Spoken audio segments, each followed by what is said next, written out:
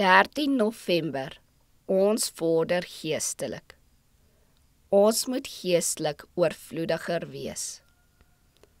Maar ons vermaan julle broeders om oorvloediger te wees. 1 Tessalonisense 4 vers 10. U het meer as beperkte moontlikhede binne u bereik. 'n Mens, soos God die woord gebruik, is 'n seun van God. Nou is ons kinders van God, en dit is nog nie geopenbaar wat ons sal wees nie, maar ons weet dat ons, as hy verskyn, aan hom gelyk sal wees, omdat ons hom sal sien soos hy is. Dit is u voorreg om u af te wend van wat goedkoop en minderwaardig is en om 'n hoë pyl te bereik, om die agting van mense en die liefde van God te geniet.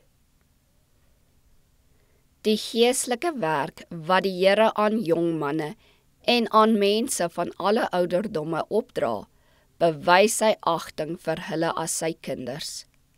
Hy dra aan hulle die werk van selfregering op. Hy doen 'n beroep op hulle om deelgenote saam met hom te wees in die groot werk van verlossing en opheffing. Net soos 'n vader sy seun as vennoot in sy saak neem, so neem die Here sy kinders in vennootskap met hom. Jong manne en vroue het meer van die genade van Christus nodig, sodat hulle die beginsels van die Christelike leer in hulle daaglikse lewens kan inbring. Die voorbereiding vir die koms van Christus is 'n voorbereiding wat ons deur Christus maak om ons beste hoedanighede te beoefen. Maar daar is 'n duidelike behoefte om na aan Jesus te bly.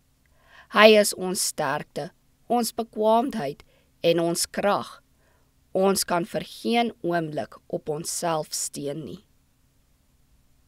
Jong manne en jong dames, gebruik u bekwaamheid getrou en versprei met 'n ruim hand die lig wat God u gee. Soek die beste manier om vrede en lig en waarheid en die baie ryke seëninge van die hemel aan ander te gee. Verbeter julle voortdurend. Reik altyd hoër en nog hoër.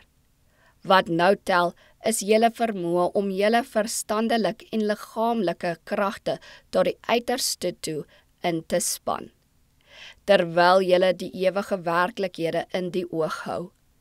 Volhard in die werk waarmee julle begin het, totdat julle oorwinning op oorwinning behaal. Leer met 'n doel voor oë.